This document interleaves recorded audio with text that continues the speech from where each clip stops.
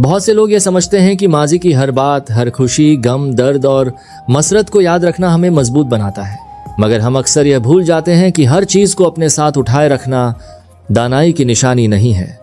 जिंदगी में हकीकी आज़ादी कभी कभी छोड़ देने में होती है। यह कहानी एक इस्तारे की तरह है या एक आईने की तरह जो हमें जिंदगी का एक अहम सबक दिखाती है। और इस कहानी के आखिर में मैं चाहता हूं कि आप खुद से पूछें, क्या मैं हाल में जी रहा हूं या अभी तक माजी में मर रहा हूं?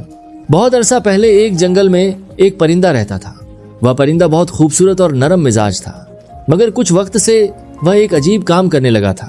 हर दिन वह जो कुछ देखता, सुनता या महसूस करता, चाहे अच्छा हो या बुरा, उसे छोटे छोटे पत्थरों पर लिख लिया करता। फिर वह उन पत्थरों को एक छोटी सी थैली में रखकर उड़ जाता, चाहे याद खुशी की हो या गम की। परिंदा यह समझता था कि हर लम्हा याद रखने के काबिल है। यह उसकी आदत बन गई और उसे इसमें खुशी भी मिलने लगी। वह सोचता था कि अच्छी यादों को हमेशा सुरक्षित रखना चाहिए, क्योंकि शायद ऐसे लम्हा दोबारा कभी ना आए, और बुरी यादों में भी कोई ना कोई सबक जरूर होता है, इसलिए उन्हें भी लिख लेना चाहिए। शुरुआत में यह सब उसके लिए दिलचस्प था। वह रोज अपने अनुभव पत्थरों पर लिखता और थैली भरता जाता, लेकिन वक्त के साथ यह आदत मजबूत होती गई। हर नए दिन के साथ थैली भारी होने लगी। इसके नतीजे में उड़ना मुश्किल होने लगा। फिर भी वह यही सोचता रहा कि एक दिन ये सभी यादें उसके काम आएंगी। वह छोटी सी थैली उसकी जिंदगी का खजाना बन गई थी। मगर वक्त के साथ थैली और भी भारी होती गई। जितने ज्यादा पत्थर उतना ज्यादा वजन, और धीरे धीरे उसके पंखों पर असर पड़ने लगा। अब वह पहले की तरह न तेजी से उड़ सकता था और न ही ऊंचा। एक दिन रास्ते में उसकी मुलाकात एक बूढ़े और दाना उल्लू से हुई। उल्लू ने पूछा, छोटे परिंदे, तुम ये थैली क्यों उठाए हुए हो? परिंदा मुस्कुराया और बोला, इस थैली में मेरी जिंदगी की हर चीज है, हर खुशी, हर गम और माजी के सभी सबक। उल्लू ने माथे पर बल डालते हुए कहा, फिर क्या तुम हाल में जिंदा भी हो या सिर्फ कल की यादों का बोझ उठाकर उड़ रहे हो? परिंदा ये बात न समझ सका और उड़ गया, लेकिन इस बार उसकी परवाज़ पहले से ज्यादा भारी और तकलीफदेह थी। कुछ हफ्ते गुजर गए। अब थैली इतनी भर चुकी थी कि उसमें से पत्थर बाहर निकलने लगे थे। परिंदा जमीन से बमुश्किल उड़ पाता था। उसके पंखों में दर्द होने लगा और उसमें ताकत नहीं रही।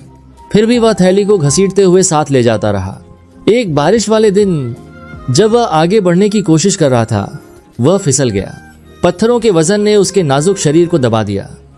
वह बेकरार पड़ा रहा उन यादों के नीचे दबकर, जिन्हें वह अपनी जिंदगी की बका समझता था, लेकिन अब वही यादें उसकी जिंदगी ले चुकी थीं।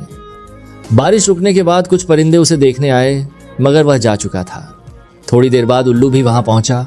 उसने खामोश परिंदे को देखा और उदासी से कहा, यादें रहनुमाई के लिए होती हैं, बोझ बनने के लिए नहीं। यह छोटी सी कहानी हमें एक ताकतवर सबक देती है। चाहे यादें अच्छी हों या बुरी, उन्हें माजी में ही छोड़ देना चाहिए। हमें भूलना और आगे बढ़ना सीखना होगा। हमें हर चीज अपने साथ नहीं लेनी चाहिए। हम अक्सर यही गलती करते हैं। हम हर छोटी बड़ी याद जमा करते जाते हैं, लेकिन अगर हम रोज माजी का बोझ उठाए रखें तो अंदर से थक जाते हैं।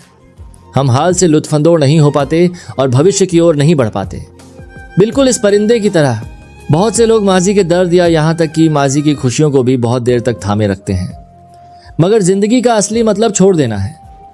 हम खोई हुई चीजें वापस नहीं ला सकते, लेकिन आज को खूबसूरत बना सकते हैं। इसलिए जो भी हो चुका है, अच्छा या बुरा, उसे पीछे छोड़ दें और हाल में जीना सीखें, क्योंकि हम कल को नहीं बदल सकते, मगर आज को संवार सकते हैं। नए तजुर्बात करें, कुछ नया करें, माफ करें, भूल जाएं, आगे बढ़ें, कुछ नया महसूस करें, नए कदम उठाएं और परसकून दिल के साथ जिंदगी बिताएं। अगर आप समझते हैं कि यह कहानी ज्यादा लोगों तक पहुंचनी चाहिए, तो वीडियो को लाइक और शेयर करना न भूलें और हमारे चैनल को सब्सक्राइब करें ताकि आप हमारे साथ जुड़े रहें। मैं जल्दी एक और प्रभावित करने वाली कहानी के साथ वापस आऊंगा। तब तक सब्र करें, शुक्रगुजार रहें और जिंदगी में आगे बढ़ते रहें।